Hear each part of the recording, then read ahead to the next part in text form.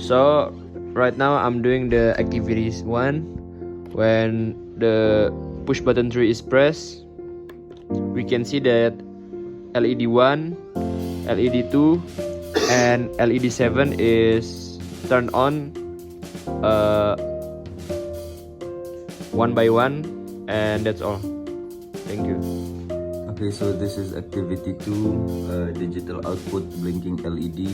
We can see that the LED 1 is blinking at a rate of 1000 milliseconds for each blink. So right now we are doing the activities 3, which is the digital input and digital output. So when we press the push button 3, the LED, we can see that the LED 1 is blinking for 100 milliseconds. Okay, thank you. So this is activity 4, interrupt, and when we press push button 3,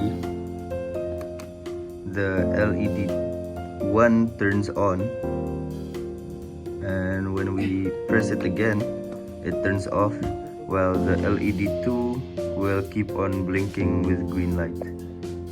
So we are doing the activity 5, which is the input analog and output analog. So when we rotating the potentiometer, we can see that we can control the light. The light is going down, and the light also can going up in the LED 2. Okay, thank you. Okay, so this is activity 6, counter. When we press the push button 1, it increases the counter by 1, and when we press the push button 2, we decrease it by 1. Okay, so right now we're doing the activity 7, which is the power supply by the battery of the Arduino. So currently we can see that the Arduino is powered by the computer, and we're going to unplugging the power supply from the Arduino from the computer, and then we're gonna turn on the battery. And the previous code should still be in the Arduino.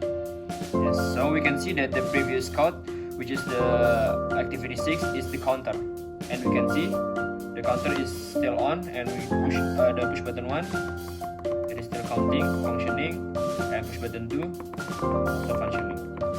So we can see that the battery for the power supply for the Arduino is functioning. Thank you. Okay, so this is activity 8, and we have opened the serial monitor. We can see that the data that have been captured is around 24.9 to 25.39. So currently we're doing the activities 9. We can see from the Arduino the kelembapan is 52 and the temperature is 28.9, and then we can see that there's the sensor in here, and if we give the input to the sensor, and we can see in the Arduino the kelembapan is increasing into 62, 65, and the temperature also increase into 29.3, and we can see the kelembapan is keep increasing to 71, 72, and so on. So we can conclude that the system is functioning. Thank you. Okay, so for activity 10, reset function, when we press the push button 1, we increase the counter number, and when we press this, it resets. And that's it for activity 10. Okay, so we are doing the activity 11 now. So after we do the coding, some coding here, we can press the push button 3, then the LED 2 will start to blink when the push button 3 is pressed. So that's all. Thank you.